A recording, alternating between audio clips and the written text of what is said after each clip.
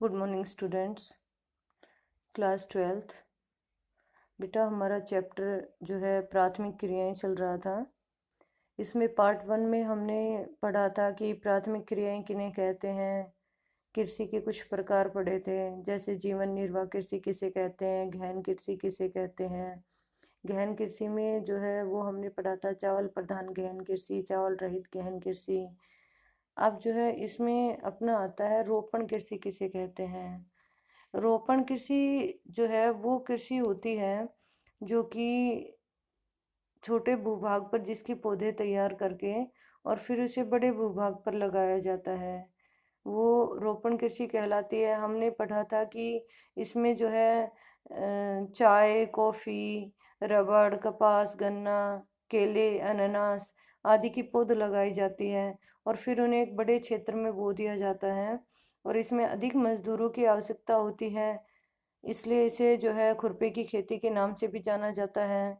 और इसमें ये जो खेती है वो उन्नत किस्म के जो है यंत्रों का प्रयोग आदि करके और अधिक से अधिक लाभ कमाने के उद्देश्य से की जाती है। और उन क्षेत्रों में ये अधिक होती है जहाँ पर श्रमिकों की उपलब्धता होती है या अधिक मात्रा में जो है श्रमिक उन्हें आसानी से मिल जाते हैं।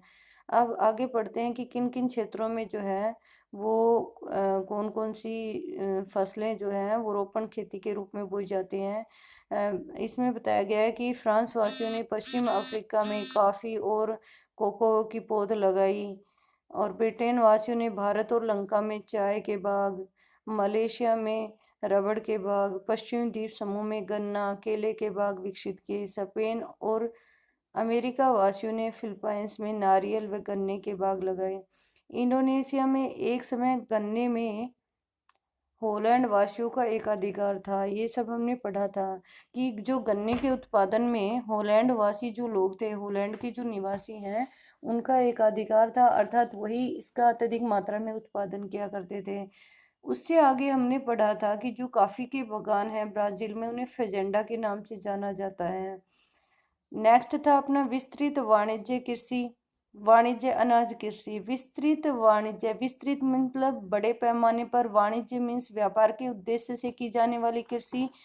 विस्तृत वाणिज्य अनाज कृषि, इसमें हमने आपको बताया था कि विस्तृत भूभाग पर की जाती है, अर्ध शुष्क क्षेत्रों में की जाती है और इसकी जो मुख्य फसल है विस्तृत वाणिज्य फसल की वो गेहूं है। इसमें मक्का, जौ, राई, जई आदि जो है फसलें भी बोई जाती हैं।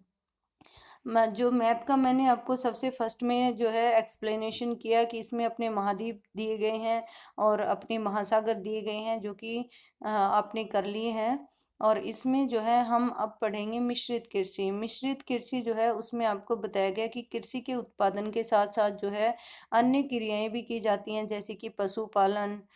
तो ये जो किसान है वो ये क्रियाएं क्यों करता है, अपने आय में वृद्धि के उद्देश्य से करता है। नेक्स्ट हमने पढ़ा था डेयरी कृषि। डेयरी कृषि में जो है दुधारू पशुओं का पशुपालन किया जाता है, उन पर अधिक से अधिक जो है पूंजी लगाई जाती है, उनकी नस्ल सुधार पर ध्यान दिया जाता है, उनको जो है उपयुक्त शरण, इट मीन्स हम कह सकते हैं कि उनके लिए अच्छे निवास स्थान तैयार किए जाते हैं और उपयुक्त मात्रा में और अच्छा जो चारा है वो उन्हें प्रदान किया जाता है ताकि वो अधिक से अधिक मात्रा में दूध दे सकें। और जो ये डेयरी कृषि है वो शहरी क्षेत्रों के नज़दीक की जाती है क्योंकि शहरों में दुग्ध और दुग्ध से उत्पादित जो पदार्थ होते हैं उनकी अधिक मांग होती है। यातायात और संचार के साधन भी यहाँ पर आसानी से उपलब्ध हो जाते हैं।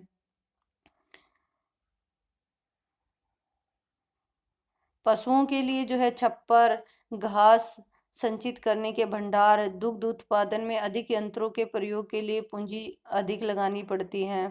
उनके लिए पशु चिकित्सा भी जो है वो ध्यान दिया जाता है, उनकी चिकित्सा पर भी, पशुओं के स्वास्थ्य पर, प्रजनन पर ध्यान दिया जाता है। इसमें गहन श्रम की आवश्यकता होती है और पशुओं को चराने, दूध निकालने आदि कार्यों के लिए वर्ष भर श्रमिक की आवश्यकता होती है। क्योंकि फसलों की तरह इनमें कोई अंतराल नहीं होता, इनमें निरंतर श्रम की आवश्यकता होती है। डेयरी कृषि का जो कार्य है वो नगरीय और औद्योगिक क्षेत्रों के समीप किया जाता है।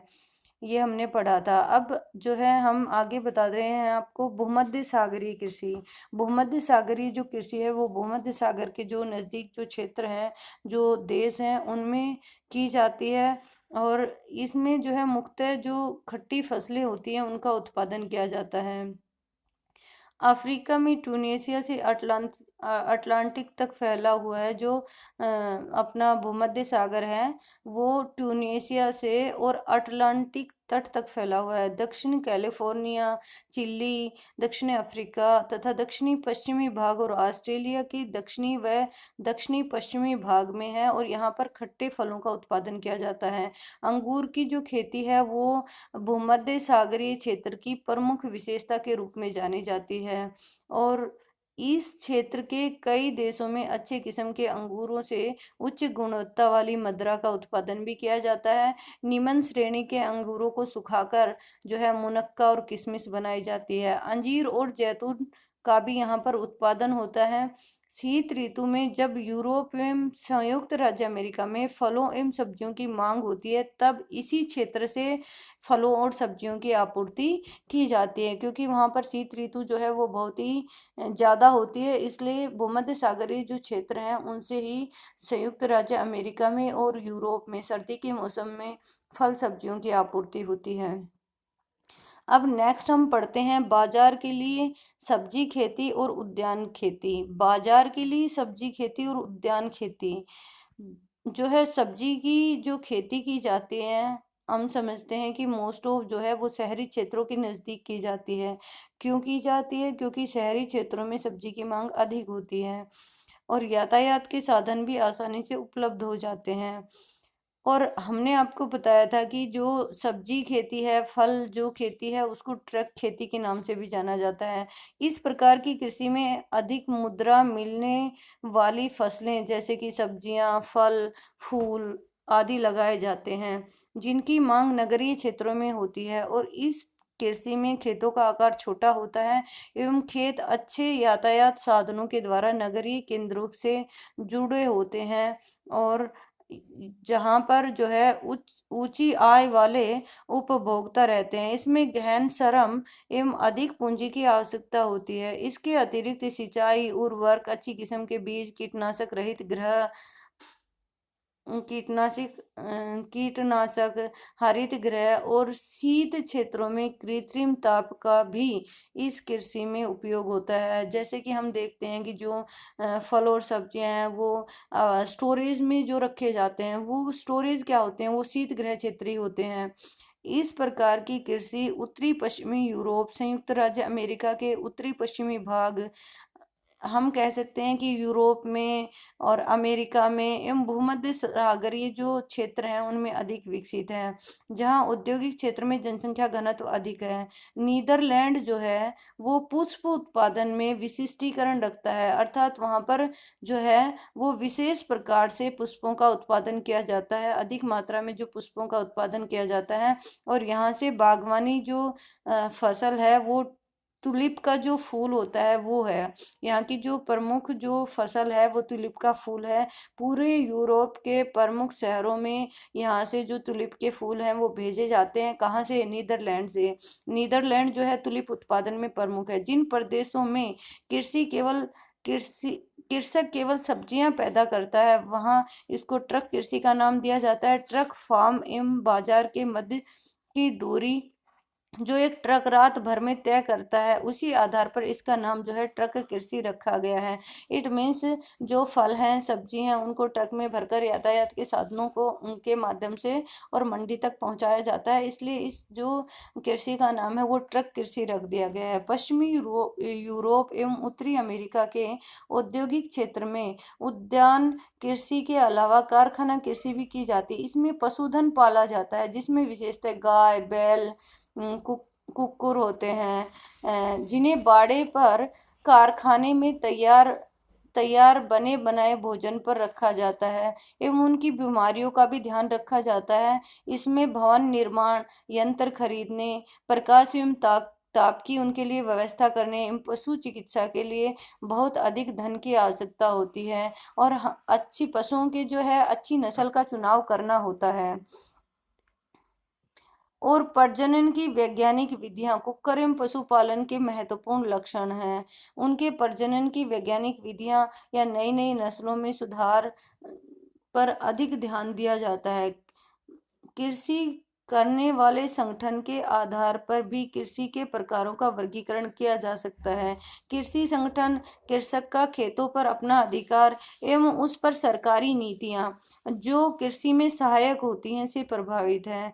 अब हम जो है जो कृषि के जो दूसरे प्रकार हैं उन पर जो है उनकी बात करते हैं, जैसा कि सहकारी कृषि। जब कृषकों का एक समूह अपनी कृषि से अधिक लाभ कमाने के लिए स्वेच्छा से एक सहकारी संस्था बनाकर कृषि कार्य संपन्न करे तो उसे सहकारी कृषि कहते हैं।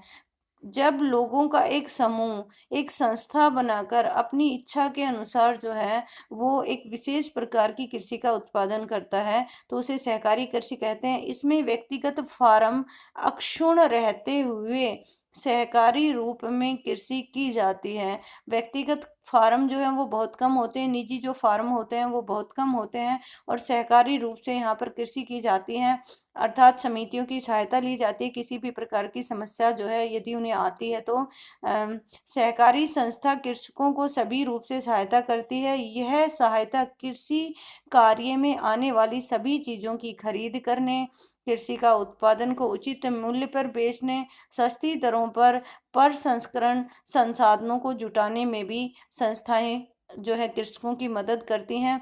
सहकारी आंदोलन एक शताब्दी पूर्व प्रारंभ हुआ था एवं पश्चिमी यूरोप के डेनमार्क, नीदरलैंड, बेल्जियम, स्वीडन और इटली में इस प्रकार की खेती सहकारी खेती की जा रही है।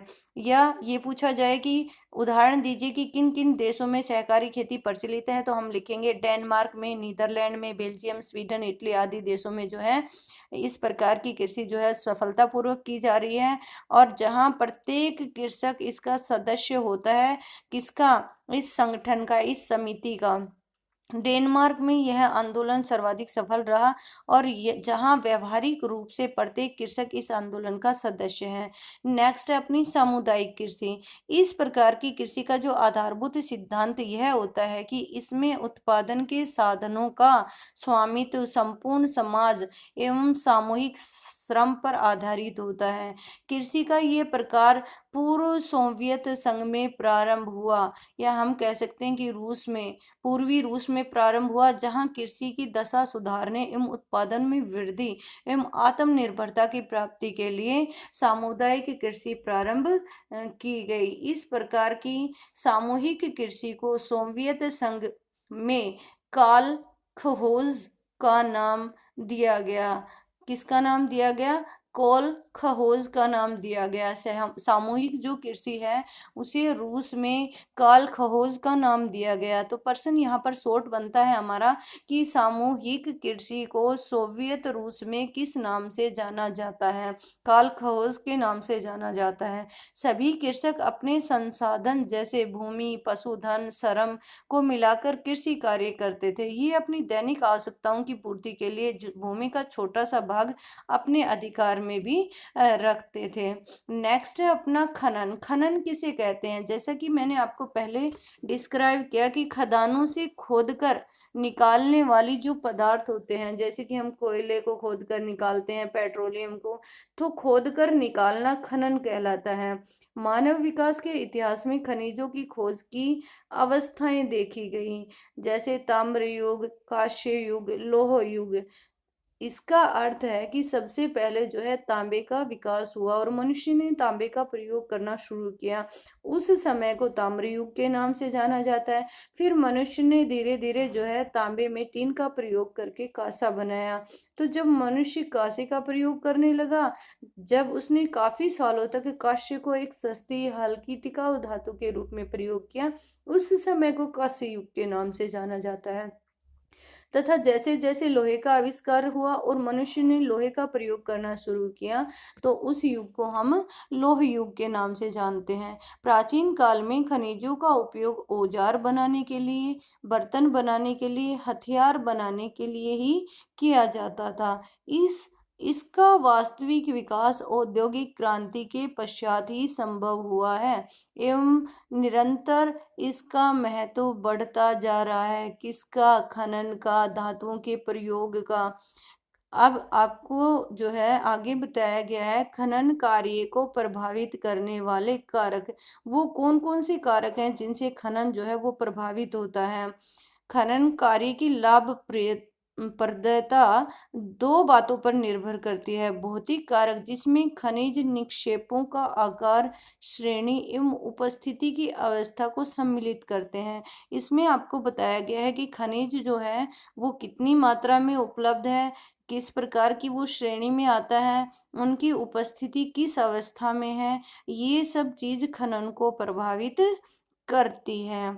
आर्थिक कारक जिनमें खनिज की मांग, उस खनिज तत्व की कितनी मांग है, कोयले की कितनी मांग है, सोने की कितनी मांग है, ये चीज भी जो है खनन को प्रभावित करती है।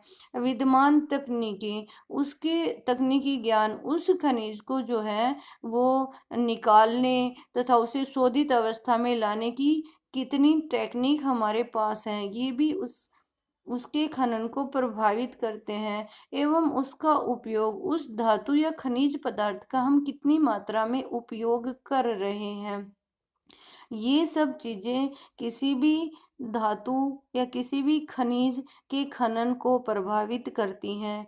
अवसंरचना के विकास के लिए उपलब्ध पूंजी और यातायात व श्रम पर होने वाला व्यय भी आता है। और दूसरी बात इसमें जो बताई गई है वो क्या है कि किसी भी धातु को निकालने में, उसे शोधित रूप में लाने में, उसे प्रयोग अवस्था में लाने पर कितना खर्च आता है, ये चीज भी जो है उस धातु के खनन पर, उस धातु के प्रयोग पर जो है वो प्रभाव डालती है। तो ये थे खनन खनन को प्रभावित करने वाले कारक। ये क्वेश्चन यहाँ पर बनता है कि खनन को प्रभावित करने वाले कारक कौन कौन से हैं, तो हम ये 3 कारक उसमें लिखेंगे। नेक्स्ट है खनन की विधियाँ। खनन किस प्रकार से हम करते हैं, कौन कौन सी विधि से खनन खनन का कार्य किया जाता है। उपस्थिति की अवस्था एवं अयस्क की प्रकृति के आधार पर खनन के 2 प्रकार होते हैं। खनन जिस अवस्था में पाया जाता है, तरल अवस्था में, ठोस अवस्था में, गैस अवस्था में, जिस अवस्था में पाया जाता है और उसकी प्रकृति कैसी है उस खनन की, लिक्विड है या फिर वो जो है आपको ठोस अवस्था में पाया जाता है, इस पर इस पर जो है डिपेंड करता है कि उसका खनन किस किस प्रकार से किया जाए। धरातली एवं भूमिगत खनन। धरातली और भूमिगत खनन से अभिप्राय है कि जो वस्तुएं धरातल पर पाई जाती हैं। भूमिगत धरातलीय खनन को विवृत खनन भी कहा जाता है। धरातलीय खनन को दूसरे नाम से जाना जाता है, विवृत खनन के नाम से। यह खनिजों के खनन का सबसे सस्ता तरीका है, क्योंकि इस विधि में सुरक्षात्मक पूर्व उपायों या उपकरणों पर अधिक खर्च, अतिरिक्त खर्च अपेक्षाकृत निम्न होता है एवं उत्पादन शीघ्र और अधिक होता है। जो विवृत खनन है या धरातलीय खनन है, वो उसमें वस्तुएं जो है वो धरातल के ऊपर ही पाई जाती हैं, इसलिए सुरक्षात्मक उपकरणों या दूसरे दूसरे अतिरिक्त जो खर्च हैं वो उन पर नहीं लगते। इसलिए ये जो खनन है वो जो है वो अति शीघ्र और अधिक मात्रा में किया जा सकता है।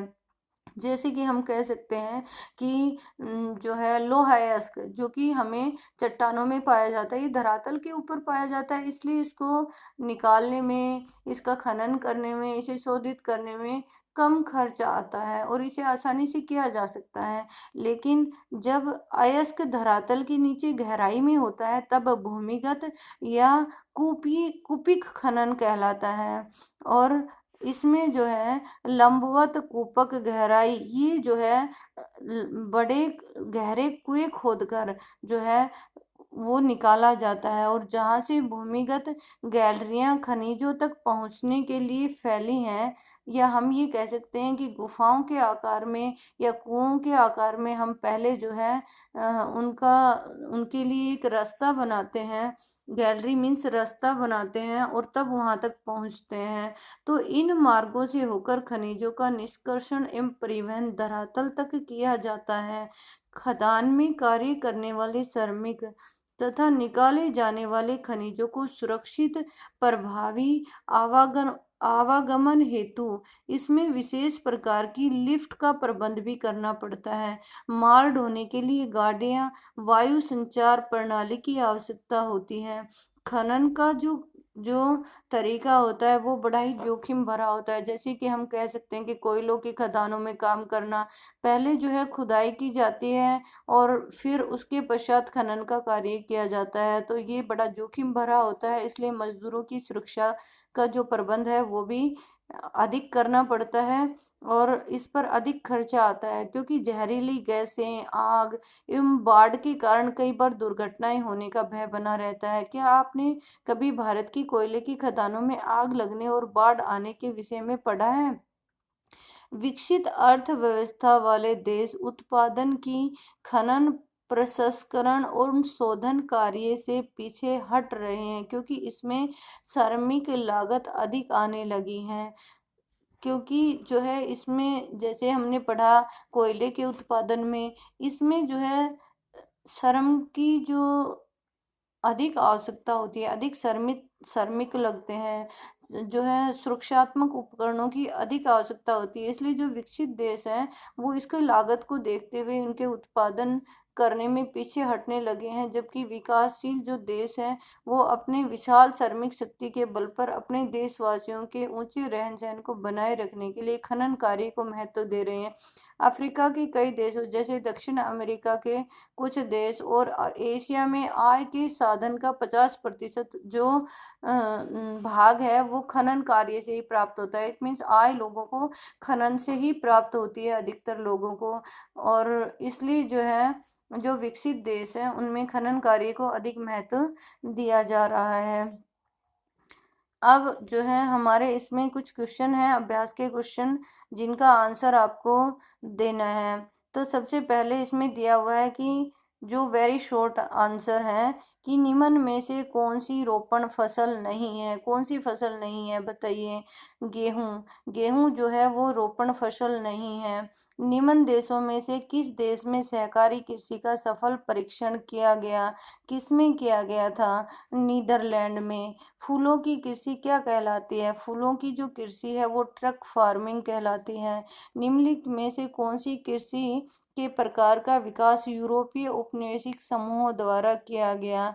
कौन सी कृषि का विकास किया गया था यूरोपीय समूहों द्वारा? जो है यूरोपीय समूहों द्वारा रोपण कृषि का विकास किया गया था। निम्न प्रदेशों में से किसमें विस्तृत वाणिज्य अनाज कृषि नहीं की जाती? कौन सी देश में विस्तृत वाणिज्य जो है अनाज कृषि नहीं की जाती है, वो आपको यहाँ पर बताना है। कौन से देश में नहीं की जाती विस्तृत वाणिज्य अनाज कृषि?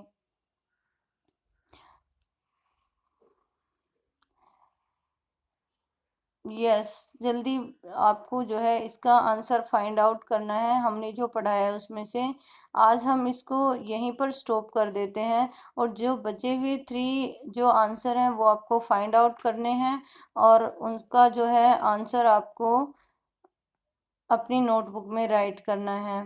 इससे आगे हम कल आपको एक्सप्लेन करेंगे। Thank you, have a nice day.